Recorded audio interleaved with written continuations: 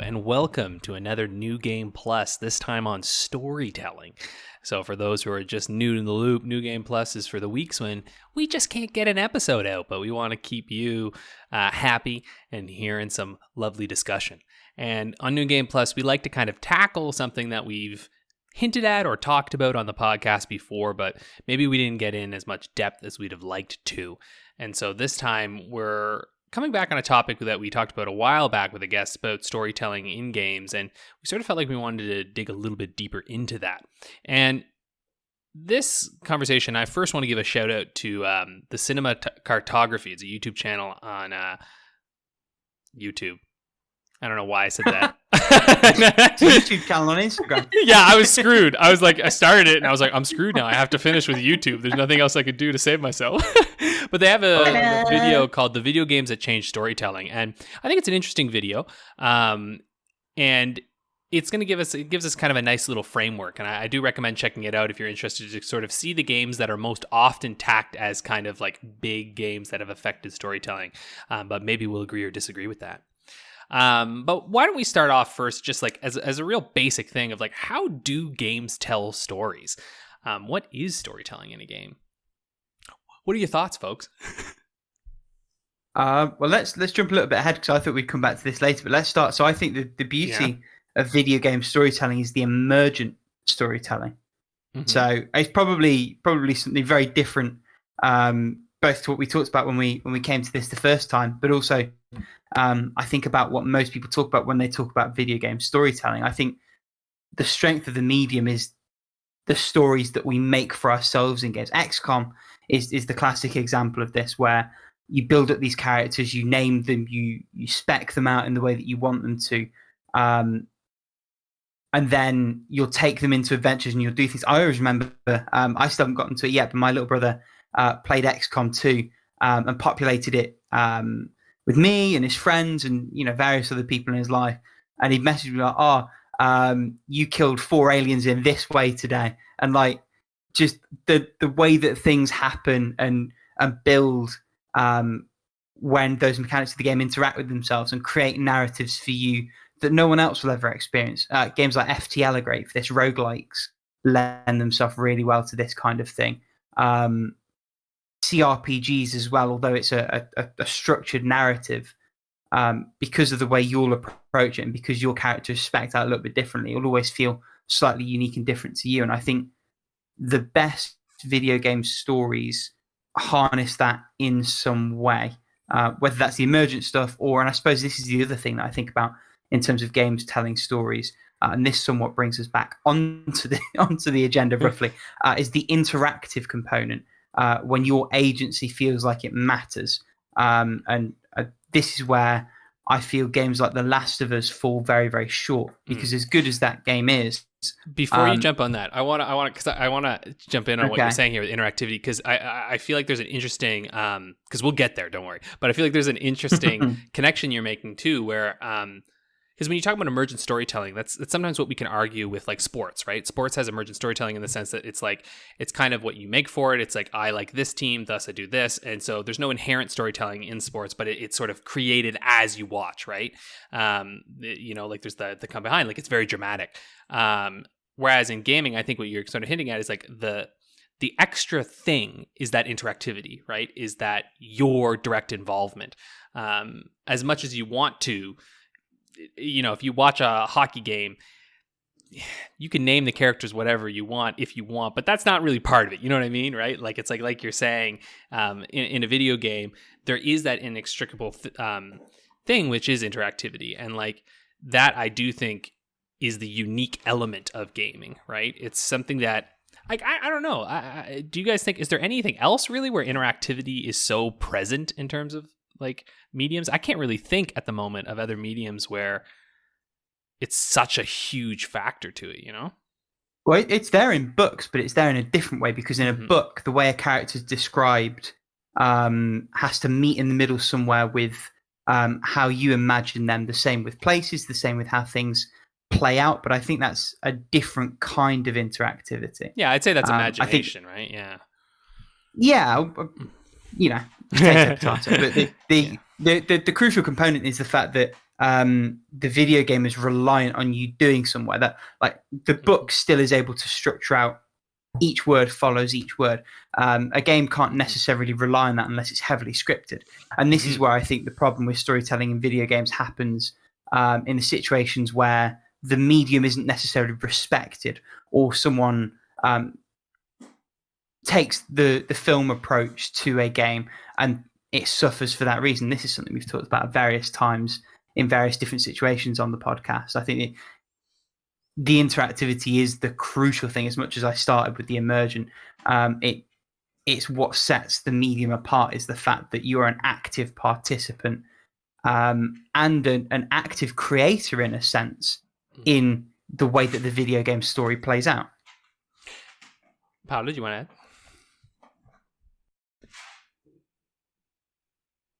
add? There. The interactivity is a very important part of the game, but also it depends on how the developer structured the game. Because if you have what's essentially either a walking simulator or a very linear experience, or maybe you have a very interesting game with a very interesting, like, overall story, but if somehow your game feels empty to the player, then the interactivity factor also can either help the story or hurts the story, in a way, depending on how the developer planned it out. Well, I think you're touching on something. Sorry, go on. Oh, sorry, I was going to say, I think you're touching on something interesting, is that I think the issue with creating a game, wherein the main form of, storytelling is through your interactivity with it and through your own creation, is like, how the shit do you test that, right? Like, there's so many different ways people will enjoy it, which is also why I think, like, opinions on games are so vastly wild all over the place. And I mean, art in general, that's always the case, but I think it can be even more divergent with games, because the reality is that, like, you're creating your experience. And so you get to a question of, like, I kind of see why developers start to try and, like, funnel in, because they're like, well, at least I know it'll be enjoyable for many people, whereas when, like, it busts it open, it's like, will anyone like it? I don't know. And, like, it's a brave choice and it's a tough choice, right? But yeah. And I think that's where walking simulators are interesting, because I think they highlight how integral pacing is. And this is something I think we think about without necessarily naming it when we talk about movie storytelling, as it relates to and as it compares and contrasts with video game storytelling. Because a director, or an editor, whoever puts that final cut together, has control of what you see, when you see it, how long you see it for. And a walking sim is the most easy example of how that just doesn't work in games, because unless you're putting your player on a rail, and then it's not really a game anymore, to all intents and purposes. If it's not a rail shooter or there's not other interactivity around it, they take control over when they hit the next point, over how long they want to stop and stare at a certain aspect of the scenery. And I think that actually puts more pressure on the developer, because they have to hone everything, because you're going to see everything. And if you want to stop and inspect that one particular texture, God knows somebody will, and then somebody will put it in a compilation, or rip you to pieces somehow for it. And that comes with its own pros and cons, but well, exactly. Pacing then becomes a whole. Sorry, go on. No, I was saying that's also what's insane about video games, right? Is that, like, not only are you creating a story, you have to create a world every time, right? Which is nuts. Like, you think about that sense of, like, in a movie, right? You could fake most of it, but, like, yeah, in a video game, it's just like, nah, you got to see it all. Yeah, in a movie, you get to imply, and it's the same with books, and it's the same with other mediums. You get to sort of let the gaps be filled in a lot more than you can get away with in most games. Yeah, both movies and books. When you're creating a world, you also have to, like, base how your player discovers the world, or how you explain the world to them. In games, they discover the world by themselves, in a way. So that's the other tricky thing, that not only you have to create a world, but you have to create a world that feels believable or alive in a way. Yeah. Well, and also that you feel as though you understand how to navigate, right? Because that's another, and this is sort of going away, so I'm not going to touch on this too much, but like there's also the issue of like, do players understand what type of game this is and how do they interact with it? Like how difficult is it to interact with it? How easy do you make it to interact with it? Which actually, I think this could bring us a little bit though, because I think we're coming close to this. Like Rick, you were going to talk about it anyway, but like Last of Us and stuff. And I think we're sort of hitting on this right now, but the idea of like games that flirt with other mediums, right? That are kind of like, they're not obviously fully in that because they're still video games, but they're just kind of like, hi to like movies and TV and whatnot. And I feel as though, and this is sort of part of the conversation we had earlier in our previous episode, was about how there was sort of a period of time when games seemed to have hit the ability to create stories that were of or similar to like a movie blockbustery type nature. And they're interesting to me because like I'm thinking like the Bioshocks and like Last of Us is, you know, like these types of games that, and yet I don't know. So I'm pass it off to you guys in a second. I think this is a conceit of the way we talked about it last time though. I think it's more, this is when storytelling in gaming started being taken seriously. Yes. Because there were definitely good stories being told prior. I mean, Chrono Trigger was 95. Yeah. And that's one of the best stories in games as far as I'm concerned personally. Yeah. You know, and it's not like that isn't valid because no one was talking about it. People were talking about it, and people talk about it now, more so with it getting the re-releases and some extra love that way. I think it's just more, and some of the reasons we did touch on when we talked about it last time, but that's when awareness started to spread of that aspect of video games beyond shooty bang bang or like Space Invaders bring down the aliens. You know what I mean? I'm doing a really bad job of up for interpretation, and I think that is where things become quite unique. Is that even I love Chrono Trigger so much, but it's pretty straightforward. Like when you do beat the game, it's like I love that story and it's incredible. But even that story, when I finish it, I'm not left lingering with like all these questions. You know what I mean?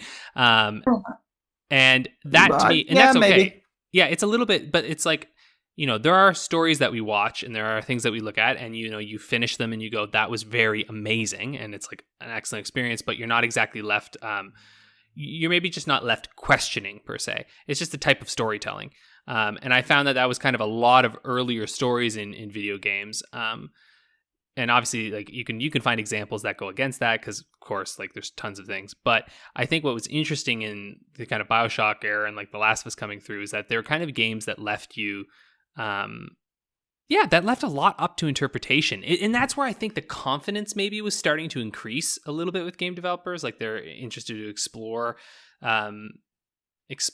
like slightly different conceptions. Like even when you look at, and we can argue about how successful it is, because I think now as we look back on it, it's like, okay, this is like a little bit of an off-kilter experience where like I get to do my gamey game stuff and then I get to have the story stuff. And they're not necessarily like one and the same. Although I think Bioshock does it a bit better than The Last of Us because of their environmental storytelling that they go through. Because I find that's what sort of popularized the audio log, isn't it? Like they sort of did it in System Shocks, but that's where that sort of became a bigger thing, for example. Yeah, hugely, right? Which has been overused now too. A lot. How it goes, yeah. Yeah.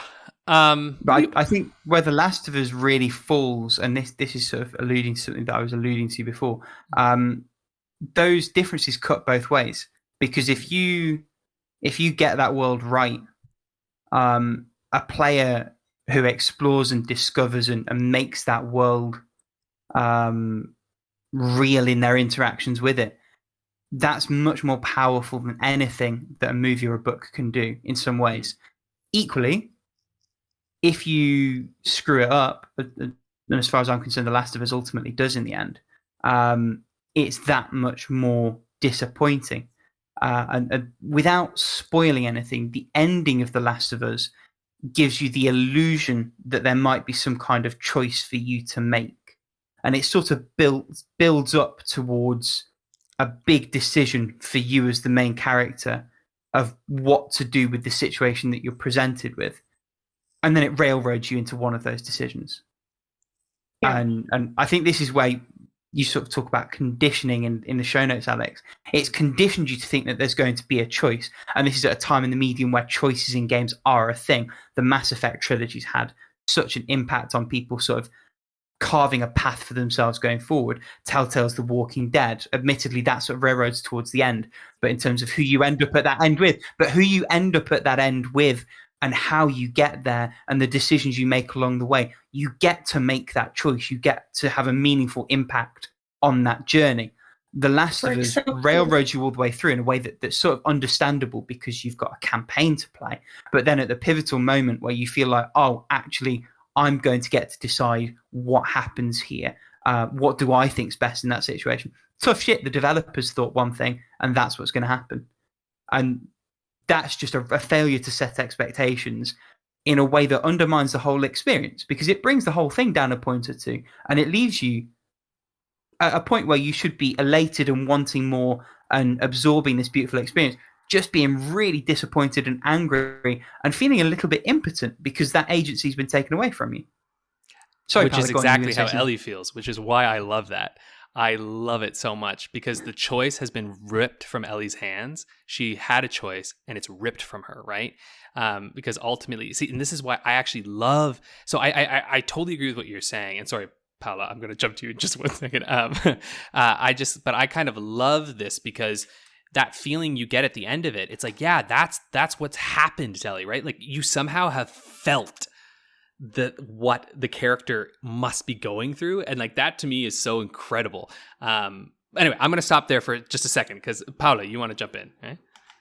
Just one thing to run on The Last of Us before I make my point is that even if the ending felt a little bit like not satisfying, there was a point to make on why Joel pretty much made a choice for Ellie. Mm-hmm. And that also, I feel, says a lot about the character himself. Mm-hmm. So, at the very least, for The Last of Us, I feel it's more character-driven than story-driven in the end. Yeah, and I think this is what... Oh, yeah, sorry, go ahead. Oh, go ahead. That was all I was going to say. Sorry, this is one of the ones we're going to be cutting into each other a bunch. Story. But yeah, and I agree with you. But this is why I think that The Last of Us is a marker for an interesting moment in stories, because even all three of us, we all have a different interpretation of this game and the story that it's put forth, which is why I do think it's quite interesting in that sense. And that ultimately is a perfect no, because it's like still really, I would say, early in like gaming sort of storytelling development. But I think like what you've been talking about, Rick, is that there was this setup, and this actually leads us pretty nicely to the illusion of choice, like that kind of question in games, because you mentioned Mass Effect and you mentioned The Walking Dead and all these things, and yeah, they provide you choice, but ultimately not really. But they do give you that illusion, and that is important, right? Because that is almost like the placebo thing, right? Like it still feels valuable. While it is ultimately an illusion. And so I feel like The Last of Us in some ways is sort of taking that, your assumptions, and it's kind of playing with them a little bit to see what kind of story can be told. But again, this is the issue, right? It's not going to land for everybody, right? And there's a distinction to be made, because obviously The Last of Us is a linear game. Yeah. The problem is it gives you the impression that you're going to get to make that choice as Joel. And I understand what you're saying in terms of it putting you in Ellie's shoes, but I think the time to do that's probably not when you spent 15 hours playing as Joel. I think that's something where I would have been much more receptive to it if that was in the sequel where you're playing. Anyway, what I was going to go to is Mass Effect and The Walking Dead. I actually think are good and bad examples of how to do that, because it ultimately what we're dealing with is a product that someone's had to make, and where we're at the time of recording in 2021, there is no way to program and VO and mocap and design infinite outcomes for infinite situations. The same way that it's not possible in any other medium. That there's a finite limit on what you can do. Yeah, but for example, I think it's a better example of having that choice is Shin Megami Tensei. The Shin Megami Tensei games have, let's say, they have a set of paths that you can take, and your choices during the first part of the story really affect how the world is gonna end on that game. And I love Shin Megami Tensei 4. I'm still gonna go neutral every time I play it, but for example, on Devil Survivor, you have a number of different choices you can make during the game that will lead you to different endings. But not only that, depending on what you do, there are characters that are either not gonna be recruitable, or you're just gonna lose them if you don't play your cards right. So, albeit limited, the Shin Megami Tensei games for sure nailed the choice and the consequence side of things in that fashion. I definitely agree with that. In terms of Mass Effect and The Walking Dead, obviously they have one end ultimately. Red, green, blue, whatever for the Mass Effect. But that's the problem. Without spoiling too much, essentially your protagonist and the situation that they're in comes to an end in the conclusion of both those games. In The Walking Dead, that's done with a path forward sort of laid out, and the implications of your decisions aren't meaningless. Like, those choices still change things in a way that persists beyond the end of that game. It doesn't feel like the rug's been pulled under and it's like, psych, none of it mattered because it all blew up anyway. Like in Mass Effect. And I think that's where that can work and cannot work, as contrasted to Shin Megami Tensei and something else, the other games where you have multiple but discrete endpoints versus the one singular endpoint that you're in one way or another funneled into in some of those games. And that ultimately, it sort of begs the question too of do games need all this? It's that thing of storytelling has, I feel like we've sort of danced around this a lot, but it comes down to this idea of choice, right? And player agency within a game. And there's this sort of feeling of it's well, you got to let the player do all that. And then, but there's also this flip side where people are just games don't fucking need story. Just let me do my fun thing where I can get really good at a skill and have good times. It's there's the, you know what I mean? There's those two sides of it. I think to myself while I'm playing Picross and stuff, where I'm just I want to get good at this, or I'm playing Tetris and whatnot. And I'm so what is storytelling in that? Is storytelling too narrow of a focus? I'm not even sure. Because when I think storytelling, we talk about what we're conditioned. We're often thinking about narrative, right? And we're thinking about often dialogue and conflict or whatnot, I guess maybe was a way to put it. But I'm sort of Here's curious. my hot take. Yeah, sorry, go ahead. No, go ahead. I was gonna chime in on does the story always have to be a narrative? No, of course it doesn't have to be a narrative. There are many ways to convey ideas or just to tell a story without using words even. Not even touching on cutscenes, because that's the obvious one. Yeah. But depending on the kind of game you're playing, you can set the tone either with the music or the overall palette you're using. There's a mood that to be set there. But there's a more visual kind of storytelling that often gets overlooked, that is just how things are positioned on a scene. Depending on the games you're playing, for example, if you're playing Breath of the Wild, I feel I've used that way too many times. Yeah.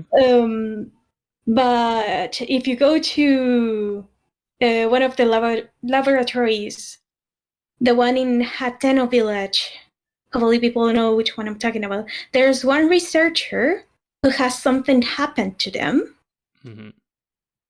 And not only you can read the little journal that character has, but also if you explore the layout of that laboratory, you see like little details of how this character is a total mess. But not only that, but they don't really get along with their assistant because their assistant is a neat freak.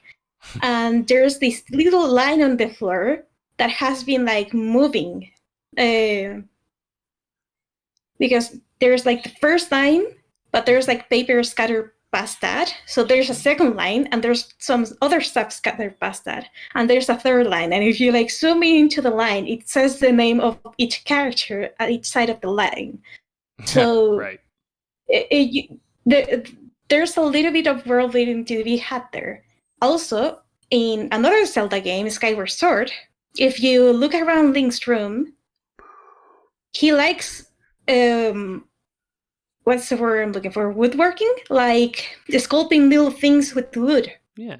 Mm-hmm. Because he has like all the tools on his desk. And if you sneak up into Zelda's room, that there's a way to do that with one of the items you get later in the game. You'll see that there's a little Lovewind sculpture on her room too. Mm-hmm. So these little tiny details that I feel not a lot of people notice also tell a story on its own, and those are just two examples of them. So yeah. Before I jump in, Rick, you had a hot take. Yeah, so my opinion is that storytelling in video games is like politics in video games. Like, yeah, it doesn't have to have it, and you can't also remove it. I think it's something that you emphasize and de-emphasize rather than something you do or don't include. Mm-hmm. Yeah, especially when you think about emergent storytelling, like there is just no way of removing that. No, because that comes from interactivity, which is part of the beauty of it. And I think actually, Paolo, to kind of jump on what you mentioned, because like I agree with what you're saying too, like how there are these like, but I find often those little detail things amount to just like you said, side content, right? Like, oh, here's the extra thing you can find. I think this is interesting because I think it does touch on this idea of games that kind of push or challenge the concept of narrative cohesion, and like the concept of like, oh, you're going to get the narrative in this one particular way, and instead you're going to get it in like all these different. And I think of when I played Bloodborne, because that game, I still don't know what was going on in that game. I have no idea what the story of that game was. But boy, do I remember the story of trying to conquer that goddamn game. Like, you know, like it creates its own personal story, right? Like me going through and like... Emergent. Like, right, exactly. The emergent story. And at the same time, it also has an atmosphere to it, right? Like it very much has a world. And I think, you know, the Dark Souls fans will just be like nodding along. They're like, yeah, duh. Stories can be told atmospherically, right? Because that's what Dark Souls does, right? It does this thing where like it marries your experience with its world that it creates, which I think is like a really fascinating, but it's also really hard to do. And that's also why I think you see so many people bounce off of Dark Souls, right? Because I think it's doing something really good. But of course, like we said, because of interpretation comes up, only so many people can get into it, which I think is good, actually. Like, I don't think every game has to be for everybody, right? Like, it should be accessible for everyone to try, but I don't necessarily think it needs to be, like, so, mass appeal. Anyway, Paolo, you... It's inevitable that you can't be all things to all people. Yeah, sorry, go on. Yeah. On the Dark Souls topic, actually, one of the things that I've been really enjoying... because I've been watching my boyfriend play Dark Souls a lot, because that's like one series of games that I'm still like too scared to try to jump to. But the thing with Dark Souls is that the prepare to die thing is not like a warning. It's more like PSA. Not a piece of advice, but dying in Dark Souls is part of the story. It is totally integrated in the story, so dying is just one more mechanic in the game. And I found that to be like really, really cool. Because often when you die in games, your story gets interrupted, or whatever you were doing gets interrupted, and unless it's a game that continuously like autosaves, you're gonna lose progress and have to redo part of the story again, or part of the gameplay, or part of the stage, or part wherever. Well, in Dark Souls, it doesn't set you back. It essentially sets you back like to a safe point where you can assess what you just did, because the enemies respawn in the exact same time every single time. So by dying, you not only not get to punish, but you also get more information about what you did wrong. Yeah, it makes a great feedback loop. You know, it's interesting. Like, I've been sitting here thinking too, like, you know, as you're talking, it's like, I can't answer this right now because obviously I don't know, but like games, they're so stuck at the moment, as I think any medium will get on like words and whatnot, and then they're trying to break out of this, right? Words, cutscenes, at least for sort of larger games. And part of why I think too, when I think about it, it's like, and I always go back to, because like I love studying the beginning of like mediums and whatnot. I just think it's fun. You know, I'm a history nerd and whatnot, but like even with like movies and whatnot, when it first happened, like even audiences are a little like, what's going on? Like, you know what I mean? Like it was like they didn't quite understand necessarily the movement to movement, the cutting between, like, even when we think about it, the fact that we understand, like, when an image cuts from one to another, that's like a continuation, like, even that is a learned thing, right? It's a little, probably a bit more intuitive than some other things, but it's kind of learned. And so I think to myself, like, with video games, and particularly the fact that video games are also encountering an input issue where it's like, you know, you got to do and also a skill issue where it's just like a lot of us are actually not that great at video games as much as we like to think we are. But also you know more than you think you know. So so many sort of standardized control schemes for things like FPSs or platformers. If you put a new person into that, they don't necessarily have that frame of reference, and that's obviously it's besides the point here, but it's exactly what you're talking about, where you have a built-up understanding, and the medium is able to play off and within and around that. And while you're still developing that within your audience, that is a wrinkle. And I think that also extends to storytelling in a sense, because you have this distinction between, and this doesn't exist in other mediums really. I suppose the closest you could get are like the fighting fantasy books, where it's like turn to page 83 if you want to open the door, turn to page 7 if you want to go down the dark alleyway, sort of thing. But like you have a distinction between linear narratives in games and non-linear. And even then you can break it down further, because in a linear narrative you have games where there isn't really a ludonarrative pairing going on. So I'm thinking most RPGs, certainly sort of the JRPG sort of classic Persuasion, versus a game like, let's say, Brothers Tale of Two Sons, where it's a linear narrative, but your actions are directly sort of feeding into and engaging with the story that it's telling. And that's a whole other conversation to be had about how you make that work, how you don't. Going back to Bioshock, I remember when Infinite came out, I think that's, if we talk about awareness of certain things, that's the first time I heard ludonarrative dissonance as a thing. And you know, 10 years later, admittedly in our niche of the internet, where this is like something that's talked about and engaged with and discussed all the time, versus regular Joe who just doesn't. Ludonarrative is a concept that's relatively well understood. It's something you can have a conversation about. A decade ago, that just wasn't a thing. And I mean, it's the joke of, like, you know, honestly, like I played the Uncharted games with my girlfriend, right? And she's like, "Oh, the fun Indiana Jones games where you play as a genocidal maniac." Like, you know, it's just like, you know, like that Ludo narrative, right? Like you're just murdering so many people, and then it's like, "But I'm the good guy," and you're like, "Huh?" Like your brain like kind of goes and like tries to twist it into place. And at the same time, I love that so much. But yeah, you're right. Like there's been a development of like this conversation. I feel has just deepened more and more, and I don't know. I think it's always an exciting time for the most part to be in games, except maybe a few years ago when microtransactions first started. That wasn't an exciting time to be in games. But no, or 5 years before that when online passes were attempted to be. Yeah, right. And there wasn't really any accessible indie games. The dark times. Yeah. I know about this one, like, because a friend really indoctrinated me into the story of this game, but I haven't played. But Drakengard, that those games like that came out before Nier.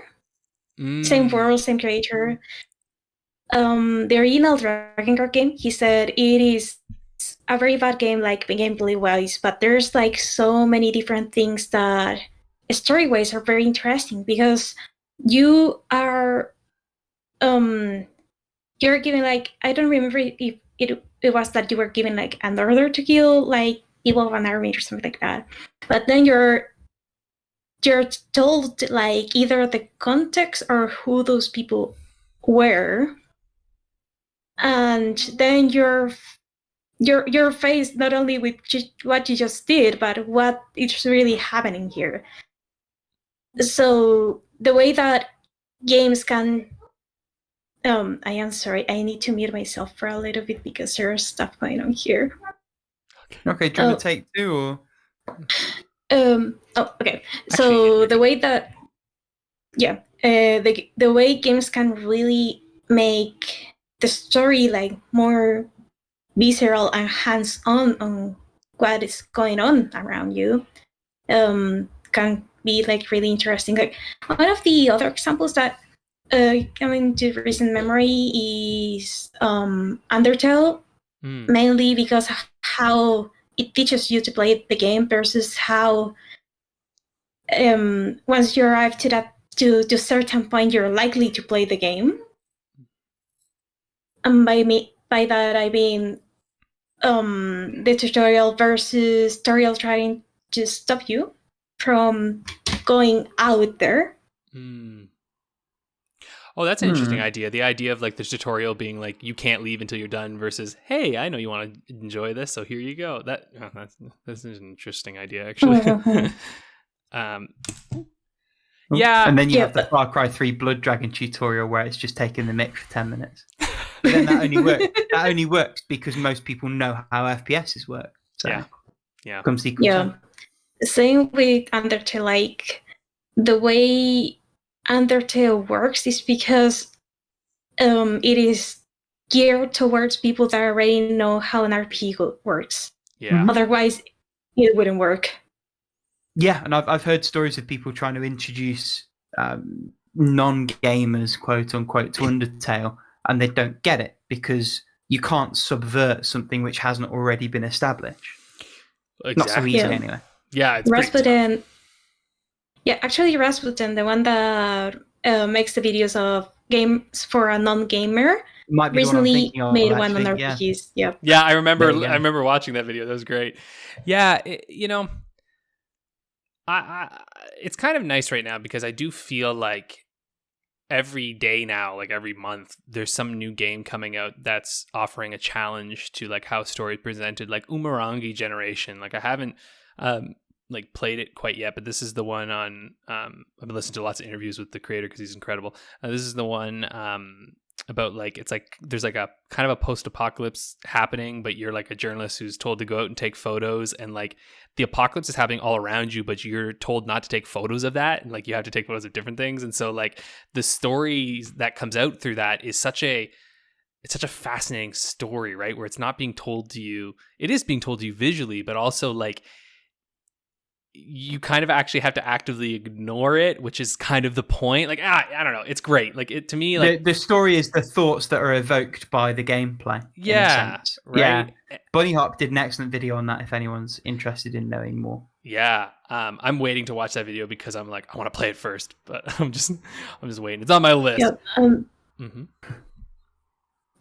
Since I'm the one that plays a lot of visual novels, I feel obligated to mention them as the kind of like media that fairs with the idea of a choose your own adventure kind of thing.